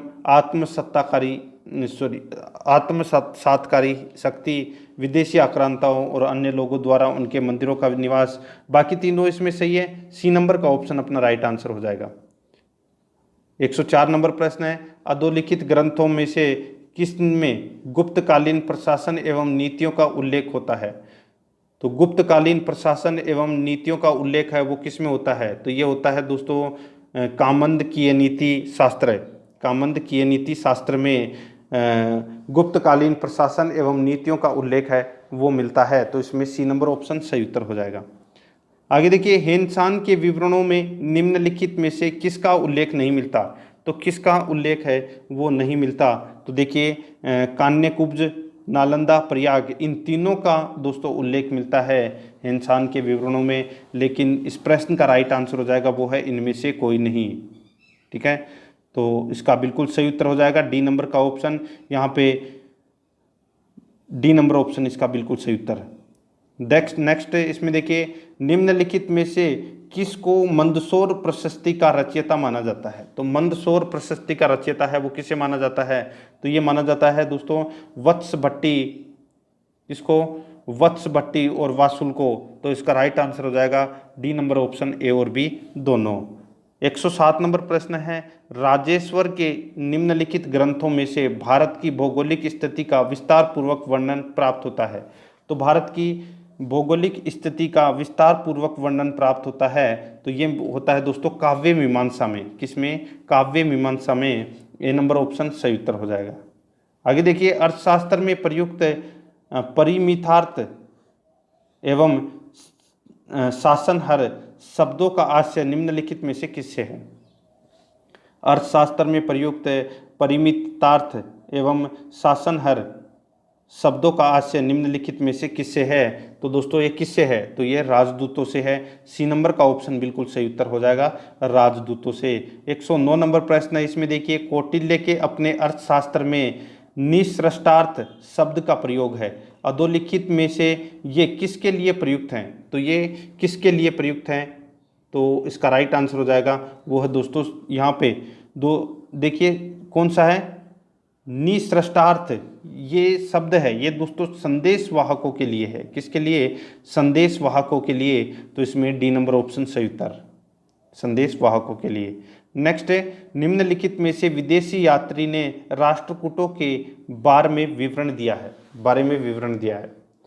तो दोस्तों किस विदेशी यात्री ने राष्ट्रकूटों के बारे में विवरण दिया है? तो इसका राइट आंसर हो जाएगा वो है इसमें दोस्तों अल मसूदी ने। बी नंबर ऑप्शन बिल्कुल सही उत्तर, अल मसूदी। 111 नंबर प्रश्न है, कालिदास के निम्न ग्रंथों में से किस ग्रंथ ने शुंगों के इतिहास के बारे में जानकारी प्राप्त होती है? कालिदास के निम्न ग्रंथों में से किस ग्रंथ में शुंगों के इतिहास के बारे में जानकारी प्राप्त होती है? तो इसका राइट आंसर हो जाएगा वो है दोस्तों इसमें मालविका अग्निमित्रम। डी नंबर का ऑप्शन बिल्कुल सही उत्तर हो जाएगा। आगे देखिए, निम्नलिखित में से किस ग्रंथ से विज्ञान संबंधी तकनीक जानकारी प्राप्त होती है? तो यहाँ पे वराहमिहिर की व्रत संहिता से दोस्तों अपने को विज्ञान संबंधी, ठीक है, विज्ञान संबंधी जानकारी तकनीक प्राप्त होती है। तो इसमें एक नंबर का जो ऑप्शन है वो इसका बिल्कुल सही उत्तर हो जाएगा। ठीक है, आगे देखिए, इसमें 113 नंबर प्रश्न है, निम्नलिखित में से किस अभिलेख से यह जानकारी प्राप्त होती है कि दारा प्रथम ने सिंधु घाटी पर अधिकार कर लिया था? तो दोस्तों बहुत ही अच्छा प्रश्न है। किस अभिलेख से यह जानकारी प्राप्त होती है कि दारा प्रथम ने सिंधु घाटी पर अधिकार कर लिया था? तो वो है दोस्तों पारसिपोलिस के बेहिस्तून अभिलेख द्वारा। पारसिपोलिस के बेहिस्तून अभिलेख द्वारा दोस्तों यह जानकारी मिलती है कि दारा प्रथम ने सिंधु घाटी पर अधिकार कर लिया था। ए नंबर ऑप्शन सही उत्तर हो जाएगा। नेक्स्ट 114 नंबर का प्रश्न है, एओल अभिलेख में पुलकेशिन द्वितीय की विजय का विवरण प्राप्त होता है। इस अभिलेख के रचयिता थे, तो इस अभिलेख के रचयिता कौन थे? तो ये थे दोस्तों रवि कीर्ति। बी नंबर का ऑप्शन बिल्कुल सही उत्तर हो जाएगा, रवि कीर्ति। आगे देखिए, ऋग्वेद में वर्णित सभ्यता दोस्तों सैनिक कुलीन तंत्र जैसी लगती है। सी नंबर का ऑप्शन बिल्कुल सही उत्तर हो जाएगा। आगे देखिए, 116 नंबर का प्रश्न है, ऋग्वेदिक काल में आर्य लोगों का मुख्य व्यवसाय क्या था? ऋग्वेदिक काल में आर्य लोगों का मुख्य व्यवसाय है वो क्या था? तो क्या था? तो खेती करना था मुख्य व्यवसाय ऋग्वेदिक काल में आर्य लोगों का मुख्य व्यवसाय। ए नंबर ऑप्शन सही उत्तर। नेक्स्ट है, वैदिक काल में बहुविवाह प्रथा थी। तो ये दोस्तों केवल राजवंशों में थी बहुविवाह प्रथा। बी नंबर ऑप्शन बिल्कुल सही उत्तर हो जाएगा, केवल राजवंशों में। आगे देखिए, शतपथ ब्राह्मण 4 वेदों में से किसी एक का भाग कहा जाता है कि यह शतपथ ब्राह्मण 4 वेदों में से किसी एक का भाग है कहा जाता है। यह शुक्ल यजुर्वेद का है। बी नंबर ऑप्शन सही उत्तर हो जाएगा। 119 नंबर प्रश्न है, इसमें देखिए, वैदिक काल में जाति व्यवस्था तो अवश्य थी, किंतु यह व्यवस्था वैदिक काल में जाति व्यवस्था को जाति व्यवस्था तो अवश्य थी, किंतु यह व्यवस्था दोस्तों जन्म और कर्म दोनों पर आधारित थी। जन्म और कर्म दोनों पर आधारित थी। डी नंबर ऑप्शन बिल्कुल सही उत्तर हो जाएगा। 120 नंबर प्रश्न है, इसमें देखिए वैदिक काल की सभ्यता तथा संस्कृति का मुख्य स्रोत। वैदिक काल की सभ्यता तथा संस्कृति का मुख्य स्रोत क्या है? तो वो है दोस्तों इसमें ऋग्वेद है। बी नंबर का ऑप्शन बिल्कुल सही उत्तर हो जाएगा। ठीक है, आगे देखिए इसमें 121 नंबर प्रश्न है, निम्नलिखित तथ्यों में से कौन सा तथ्य गलत है? निम्नलिखित तथ्यों में से कौन सा तथ्य गलत है? तो यहाँ पे देखिए आर्य वस्तुतः की प्रकृति पूजक थे, बिल्कुल सही है। आर्य प्राकृतिक शक्तियों की दया और कृपा के आकांक्षी थे, बिल्कुल सही है। आर्य एकेश्वरवादी थे, ये गलत हो जाएगा दोस्तों। आर्य है वो एकेश्वरवादी नहीं थे, ठीक है, और बहुईश्वरवादी थे। यहाँ पे देखिए आर्यों के जीवन में सदाचार की बड़ी महत्ता थी, तो वो ये बिल्कुल सही है। तो इसका सी नंबर का ऑप्शन राइट आंसर हो जाएगा। ये कथन है वो इसमें गलत है। 122 नंबर प्रश्न है, आर्यों की प्रारंभिक जीवन निर्भर था। आर्यों का प्रारंभिक जीवन है वो किस पर निर्भर था? तो ये पशु चरण पर दोस्तों ये प्रारंभिक जीवन है, ये निर्भर था आर्यों का। तो बी नंबर ऑप्शन सही उत्तर हो जाएगा। नेक्स्ट है, वेदों तथा उपवेदों की कुल संख्या कितनी है? तो वेदों तथा उपवेदों की संख्या है वो कितनी है? तो दोस्तों 8। कितनी है? 8। ए नंबर का ऑप्शन बिल्कुल सही उत्तर हो जाएगा। नेक्स्ट है, संसार का सबसे प्राचीन ग्रंथ है तो दोस्तों कौन सा है? यानी कि वो है दोस्तों ऋग्वेद। तो इसमें डी नंबर का ऑप्शन सही उत्तर हो जाएगा, ऋग्वेद। नेक्स्ट है, मुख्य रूप से पहले 3 वेद ही माने गए थे। वेद त्रयी काफ़ी प्रसिद्ध शब्द है। वेदों के अंतर्गत सम्मिलित किया गया चौथा वेद कौन सा है? तो वो है दोस्तों इसमें अथर्ववेद। ठीक है, कौन सा है? अथर्ववेद। देखिए ऋग्वेद, सामवेद और यजुर्वेद ये पहले 3 ही वेद माने गए थे, लेकिन फिर बाद में चौथा वेद जोड़ा गया इसमें, वो है अथर्ववेद। इसमें सी नंबर का ऑप्शन सही उत्तर हो जाएगा, अथर्ववेद। नेक्स्ट है, तक्षशिला की जनता का बिंदुसार के शासन के विरुद्ध विद्रोह का कारण क्या था? तक्षशिला, अच्छा प्रश्न है। तक्षशिला की जनता का बिंदुसार के विरुद्ध दोस्तों विद्रोह का कारण क्या था? तो वो है भ्रष्ट अधिकारियों का अत्याचार। भ्रष्ट अधिकारियों का अत्याचार। तो इसका बी नंबर ऑप्शन बिल्कुल सही उत्तर हो जाएगा। आगे देखिए इसमें तीर्थ से क्या तात्पर्य है?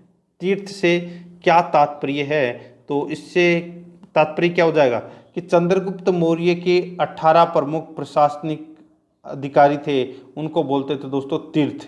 ठीक है, तो इसमें सी नंबर ऑप्शन सही उत्तर हो जाएगा। कभी आप बोल दो कि पवित्र स्थान, ठीक है, तो गलत हो जाएगा वो पवित्र स्थान। तो इसमें सी नंबर ऑप्शन सही उत्तर हो जाएगा। नेक्स्ट है, भारत का मैकियावेली किसे कहते हैं? भारत का मैकियावेली है ये दोस्तों चाणक्य को कहते हैं। किसको कहते हैं?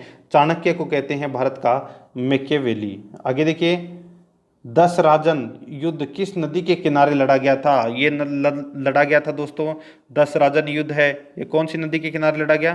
तो ये परूषणी, यानी कि इसका वर्तमान नाम है रावी। ठीक है, तो इसका सी नंबर का ऑप्शन राइट आंसर हो जाएगा। परूषणी नदी के किनारे लड़ा गया था, सी नंबर ऑप्शन सही उत्तर। देखिए बुद्ध को परिनिर्वाण कहाँ प्राप्त हुआ था? बुद्ध को परिनिर्वाण है वो कहाँ प्राप्त हुआ था? तो इसका राइट आंसर हो जाएगा दोस्तों कहाँ पर? तो देखिए कुशीनगर। कहाँ पर हुआ था? कुशीनगर में। देखिए 483 ईस्वी पूर्व में 80 वर्ष की आयु में महात्मा बुद्ध का देहांत यानी कि महापरिनिर्वाण कुशीनगर में हुआ था। ठीक है, तो इसमें बी नंबर ऑप्शन सही उत्तर। नेक्स्ट है, मिलिंद पन्हो क्या है? तो दोस्तों यहाँ पे मिलिंद पन्हो है वो क्या है? तो ये धार्मिक संभाषण है। क्या है? धार्मिक संभाषण। ए नंबर ऑप्शन बिल्कुल सही उत्तर हो जाएगा। नेक्स्ट है, ब्राह्मण क्या है? यहाँ पे देखिए ब्राह्मण है वो क्या है? तो ये वेदों की गद्यात्मक व्याख्या है। वेदों की गद्यात्मक व्याख्या है ब्राह्मण। डी नंबर ऑप्शन बिल्कुल सही उत्तर हो जाएगा। आगे देखिए, सिंधु घाटी सभ्यता का किस युग से संबंध है? सिंधु घाटी सभ्यता का किस युग से संबंध है?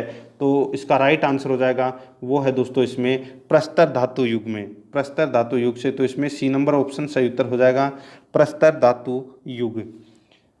आगे देखिए, अंतिम जैन सभा कहाँ हुई थी? अंतिम जैन सभा कहाँ हुई थी? तो यहाँ पे देखिए दोस्तों, अंतिम जैन सभा यानी कि अंतिम का मतलब क्या हो गया, सीधा सा है। देखिए, दो जैन महासंगीतियाँ हुई थी, ठीक है।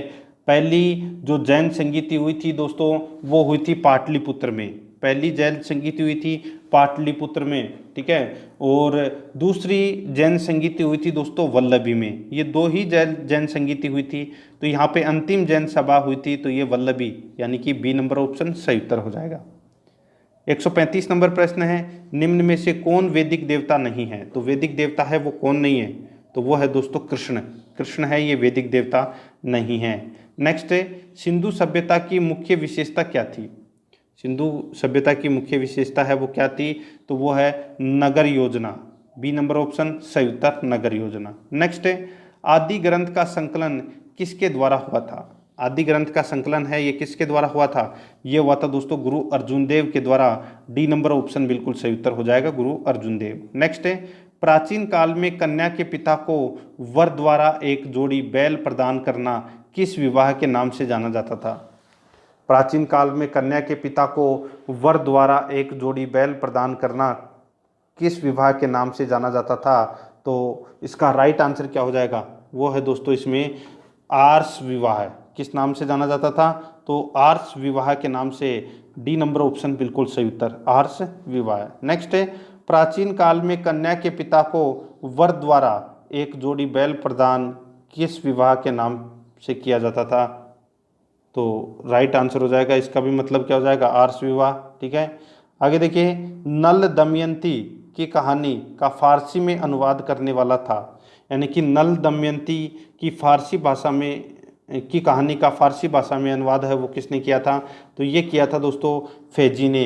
बी नंबर ऑप्शन सही उत्तर हो जाएगा, फेजी। नेक्स्ट है 141 नंबर प्रश्न है, इसमें देखिए, प्राचीनतम भारतीय सिक्के निम्नलिखित में से किसके पहले के नहीं हैं?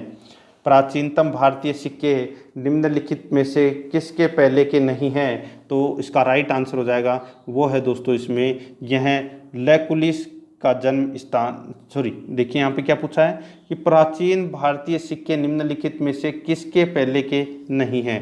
तो किसके पहले के नहीं हैं? तो वो है 5वीं शताब्दी ईस्वी पूर्व के नहीं हैं। बी नंबर ऑप्शन बिल्कुल सही उत्तर हो जाएगा। नेक्स्ट है, आगे देखिए, शैव धर्म के इतिहास में कार्यावरोहण का क्या महत्व है? शैव धर्म के इतिहास में कायारोहण का क्या महत्व है? तो दोस्तों क्या महत्व है? तो यहाँ पे देखिए, यह लैकुलिस का जन्म स्थान था। बी नंबर का ऑप्शन बिल्कुल सही उत्तर है हो जाएगा। 43 नंबर प्रश्न है, इसमें देखिए, क्षेत्रीय जन योद्धे निम्नलिखित में से किस देवता के उपासक थे? तो कौन से देवता के उपासक थे? तो ये दोस्तों कार्तिकेय के उपासक थे। डी नंबर का ऑप्शन बिल्कुल सही उत्तर हो जाएगा। आगे देखिए, हेलियोदोर के बेसनगर अभिलेख में निम्नलिखित में से किसका उल्लेख है? तो किसका उल्लेख है? तो दोस्तों इसमें केवल वासुदेव का उल्लेख मिलता है। सी नंबर का ऑप्शन बिल्कुल सही उत्तर हो जाएगा। आगे देखिए, निम्नलिखित में से किसका राज्य जैन धर्म मामले यानी कि जैन धर्म मानने वाले तथा जैन धर्म का निर्माण करने वाले धनाढ़ व्यापारियों के लिए विख्यात था? तो इसका राइट आंसर हो जाएगा, वो है दोस्तों इसमें चालुक्य, ठीक है। बी नंबर का ऑप्शन बिल्कुल सही उत्तर हो जाएगा। नेक्स्ट है, ऐसी मान्यता है कि जैनों के मूल आगम में थे। ऐसी मान्यता है कि जैनों के मूल आगम में थे। तो दोस्तों कितने अंग? तो इसमें 12 अंग थे। डी नंबर का ऑप्शन सही उत्तर हो जाएगा। नेक्स्ट है, जैन दर्शन का निम्नलिखित में से किसके निकट का साम्य है? तो किसके निकट का साम्य है? तो ये है दोस्तों योगाचार का। तो इसमें डी नंबर का ऑप्शन बिल्कुल सही उत्तर हो जाएगा, योगाचार। नेक्स्ट है, निर्ग्रंथ शब्द का संबंध निम्नलिखित में से किससे है? निम्नलिखित में से किससे है? तो ये दोस्तों जैन से है। सी नंबर ऑप्शन बिल्कुल सही उत्तर हो जाएगा। आगे देखिए, असत्य कथन इंगित कीजिए। तो यहाँ पे असत्य कथन कौन सा है? देखिए दोस्तों, यहाँ पे मेही में भवन निर्माण में पक्की ईंटें प्रयुक्त हुई थी। ये दोस्तों इसमें गलत हो जाएगा, ये कथन है ये यहाँ पे असंगत है, ठीक है। बाकी के 3 हैं वो इसमें बिल्कुल सही कथन है। आगे देखिए 150 नंबर प्रश्न है, उत्खनन के दौरान पाए गए उत्खनन के दौरान पाए गए बांटों में एक रूपता नहीं है, अनेक प्रकार के बांटों में सर्वाधिक बांट किस प्रकार के प्राप्त हुए हैं। तो सर्वाधिक बांट है ये कौन से प्रकार के प्राप्त हुए हैं, तो ये दोस्तों धनाकार प्रकार के प्राप्त हुए हैं। सी नंबर का ऑप्शन इसका बिल्कुल सही उत्तर हो जाएगा। 151 नंबर प्रश्न है, यहाँ पर देखिए दोस्तों, इल्तुतमिश ने बगदाद के खलीफा से खिलअत किस वर्ष प्राप्त की थी। तो दोस्तों इल्तुतमिश ने बगदाद के खलीफा से खिलअत किस वर्ष प्राप्त की थी, तो इसका राइट आंसर हो जाएगा वो है 1229 ईस्वी में। तो इसमें डी नंबर का ऑप्शन बिल्कुल सही उत्तर हो जाएगा। आगे देखिए, नानक का जन्म यानी कि गुरु नानक का जन्म है वो दोस्तों कहाँ हुआ था, तो ये हुआ था दोस्तों तलवंडी में। कहाँ पर है, तलवंडी में। बी नंबर का ऑप्शन बिल्कुल सही उत्तर हो जाएगा। आगे देखिए, चंदेल शासकों की राजधानी क्या थी, तो चंदेल शासकों की राजधानी थी दोस्तों महोबा। कौन सी थी, महोबा। आपने सुना होगा दोस्तों, पृथ्वीराज चौहान तृतीय के समय महोबा का शासक था परमर्दी देव, और परमर्दी देव के दो वीर सेनानायक थे जिसका नाम था दोस्तों आला और उदय। ये दोस्तों उस युद्ध में दोस्तों मारे गए थे। ठीक है, तो इसमें बी नंबर ऑप्शन सही उत्तर हो जाएगा। नेक्स्ट है, विजयनगर का दूसरा नाम क्या था, तो विजयनगर का दूसरा नाम क्या था, तो वो था दोस्तों हम्पी। बी नंबर का ऑप्शन बिल्कुल सही उत्तर हो जाएगा, हम्पी। आगे देखिए, खानवा के युद्ध में बाबर का प्रतिद्वंदी कौन था, तो बाबर का प्रतिद्वंदी था दोस्तों इसमें राणा सांगा। ए नंबर का ऑप्शन बिल्कुल सही उत्तर हो जाएगा, राणा सांगा। आगे देखिए, पृथ्वीराज चौहान ने मोहम्मद गौरी को किस वर्ष हराया था, तो कौन से वर्ष हराया था पृथ्वीराज चौहान ने मोहम्मद गौरी को, तो 1191 ईस्वी में तराइन का प्रथम युद्ध हुआ था और इस युद्ध में पृथ्वीराज चौहान ने मोहम्मद गौरी को हराया था। ठीक है, तो इसमें डी नंबर का ऑप्शन बिल्कुल सही उत्तर हो जाएगा। नेक्स्ट है, कौन सा स्रोत चंद्रगुप्त मौर्य के निम्न कुल में जन्म पर विश्वास नहीं रखता है, तो कौन सा स्रोत चंद्रगुप्त मौर्य के निम्न कुल में जन्म पर विश्वास नहीं करता है, तो वो है दोस्तों इसमें कौन तो वो है बौद्ध ग्रंथ महावंश। तो इसमें सी नंबर का ऑप्शन बिल्कुल सही उत्तर हो जाएगा।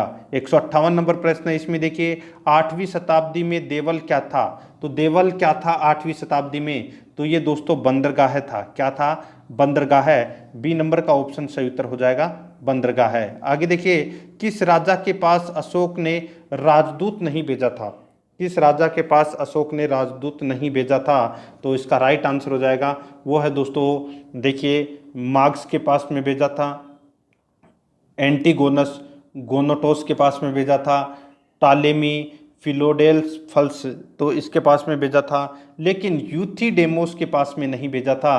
तो इसमें ए नंबर का ऑप्शन बिल्कुल सही उत्तर हो जाएगा। नेक्स्ट है, गार्गी संहिता में किस विदेशी आक्रमण का उल्लेख है, गार्गी संहिता में किस विदेशी आक्रमण का उल्लेख है, तो दोस्तों यवन आक्रमण का उल्लेख है। बी नंबर ऑप्शन बिल्कुल सही उत्तर हो जाएगा। 161 नंबर प्रश्न है, खजुराहो मंदिर किन राजाओं द्वारा निर्मित कराए गए हैं, तो खजुराहो के मंदिर हैं ये दोस्तों महोबा के चंदेल शासकों के द्वारा दोस्तों खजुराहो मंदिरों का निर्माण करवाया गया है। तो इसमें सी नंबर का ऑप्शन बिल्कुल सही उत्तर हो जाएगा। आगे देखिए, मामल्लपुरम किस लिए प्रसिद्ध है, तो इसमें देखिए मामल्लपुरम किस लिए प्रसिद्ध है, तो दोस्तों ये किस लिए प्रसिद्ध हैं, तो ये शिलाखंडों से निर्मित मंदिर के लिए प्रसिद्ध है। शिलाखंडों से निर्मित मंदिर के लिए सी नंबर का ऑप्शन बिल्कुल सही उत्तर हो जाएगा। नेक्स्ट है, चीनी यात्री फायान किस भारतवर्ष किस उद्देश्य से आया था, चीनी यात्री फायान भारतवर्ष किस उद्देश्य से आया था, तो ये आया था दोस्तों वो है प्रमाणिक बौद्ध ग्रंथों को एकत्रित करने। ठीक है, प्रमाणिक बौद्ध ग्रंथों को एकत्रित करने के लिए चीनी यात्री फायान है वो चंद्रगुप्त द्वितीय के शासनकाल में भारत आया था। तो इसमें डी नंबर ऑप्शन सही उत्तर हो जाएगा। नेक्स्ट है, मेहरौली स्तंभ अभिलेख का चंद्र किसे माना जाता है, मेहरौली स्तंभ अभिलेख का चंद्र किसे माना जाता है, तो ये माना जाता है दोस्तों किसे, तो चंद्रगुप्त द्वितीय को। सी नंबर का ऑप्शन सही उत्तर हो जाएगा, चंद्रगुप्त द्वितीय को। आगे देखिए, महासत्रप रुद्रदामन की उपलब्धियों पर कौन सा अभिलेख प्रकाश डालता है, महाक्षत्रप रुद्रदामन की उपलब्धियों पर कौन सा अभिलेख प्रकाश डालता है? तो इसका राइट आंसर हो जाएगा वो है जूनागढ़ का गिरनार अभिलेख। जूनागढ़ का गिरनार अभिलेख, डी नंबर का ऑप्शन बिल्कुल सही उत्तर हो जाएगा। नेक्स्ट है वातापी किसकी राजधानी थी? तो वातापी है ये किसकी राजधानी थी? तो ये चालुक्य राज्य की राजधानी थी वातापी, डी नंबर का ऑप्शन बिल्कुल सही उत्तर हो जाएगा। आगे देखिए समुद्रगुप्त की धर्म विजय के समय कौशल का राजा कौन था? समुद्रगुप्त की धर्म विजय के समय कौशल का राजा कौन था? तो दोस्तों कौन था कौशल का राजा? तो वो था दोस्तों महेंद्र। कौन था? महेंद्र, ए नंबर ऑप्शन सही उत्तर। नेक्स्ट है राजतरंगिणी किसने लिखी थी? तो राजतरंगिणी लिखी थी दोस्तों कल्हण ने। किसने? कल्हण ने, ए नंबर ऑप्शन बिल्कुल सही उत्तर। नेक्स्ट है हर्ष के साम्राज्य की दक्षिणी सीमा निम्नलिखित में से किसने परिसीमित की थी? हर्ष के साम्राज्य की दक्षिणी सीमा निम्नलिखित में से किसने परिसीमित की थी? तो इसका राइट आंसर हो जाएगा वो है दोस्तों पुलकेशिन द्वितीय ने, बी नंबर ऑप्शन बिल्कुल सही उत्तर हो जाएगा। नेक्स्ट इलाहाबाद प्रशस्ति किसके द्वारा लिखी गई थी? इलाहाबाद प्रशस्ति है ये दोस्तों हरिसेन के द्वारा रचित है, तो इसमें सी नंबर ऑप्शन सही उत्तर। नेक्स्ट है भारतीय नेपोलियन किसे कहा जाता है? तो ये कहा जाता है दोस्तों समुद्रगुप्त को भारतीय नेपोलियन कहा जाता है। आगे देखिए आर्यभट्ट कौन था? आर्यभट्ट है वो कौन था? तो ये खगोल शास्त्री था, बी नंबर का ऑप्शन बिल्कुल सही उत्तर हो जाएगा। नेक्स्ट है हर्षचरित्र किसने लिखा था? तो हर्षचरित्र है ये दोस्तों बाणभट्ट ने लिखा था, डी नंबर ऑप्शन सही उत्तर। कनिष्क के राज्यारोहण की सही तिथि क्या थी? कनिष्क के राज्यारोहण की सही तिथि है वो क्या थी? तो 78 ईस्वी। ठीक है, तो यहाँ पे देखिए 78 ईस्वी, तो इसका राइट आंसर इसमें ए नंबर का ऑप्शन बिल्कुल सही उत्तर हो जाएगा। नेक्स्ट निम्न में से कौन सा सिद्धांत जैन धर्म के सिद्धांतों के अनुकूल नहीं है? तो जैन धर्म के सिद्धांतों के अनुकूल कौन सा सिद्धांत नहीं है? तो यहाँ पे देखिए आत्मा की शुद्धि शरीर को कष्ट देने से होती है, बिल्कुल सही है। केवल ईश्वर ही आत्मा को कैवल्य प्राप्ति में मदद करता है, ये कथन दोस्तों इसमें गलत है। ठीक है, तो इसका राइट आंसर क्या हो जाएगा? बी नंबर का ऑप्शन है वो इसका बिल्कुल सही उत्तर हो जाएगा। आपको इसमें याद रखना है, बहुत ही अच्छा प्रश्न था। आगे देखिए इसमें 176 नंबर प्रश्न है यूप का संबंध किस स्तंभ से है? यूप का संबंध है वो किस स्तंभ से है?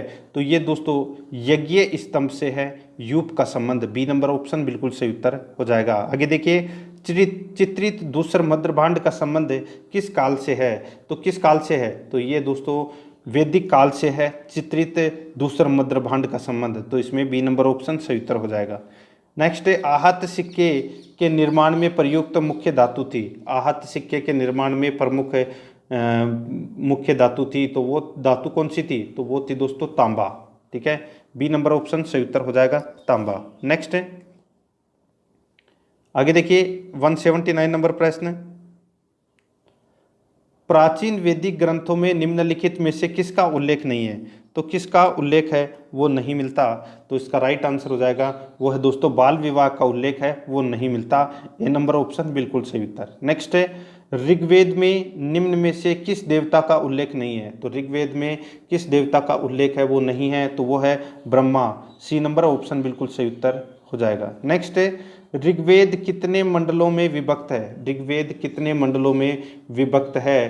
तो वो है 10 मंडलों में विभक्त है। ठीक है, तो इसमें डी नंबर ऑप्शन बिल्कुल सही उत्तर हो जाएगा। आगे देखिए हड़प्पा सभ्यता के लोग निम्न में से किस धातु का प्रयोग नहीं करते थे? तो कौन सी धातु का प्रयोग नहीं करते थे? तो दोस्तों सिक्के का प्रयोग नहीं करते थे हड़प्पा सभ्यता के लोग, सी नंबर ऑप्शन सही उत्तर। नेक्स्ट है मोहनजोदड़ो की विशालतम इमारत कौन सी थी? तो वो थी दोस्तों महान स्नानागार। ठीक है, तो इसका राइट आंसर महान स्नानागार, बी नंबर ऑप्शन बिल्कुल सही उत्तर हो जाएगा।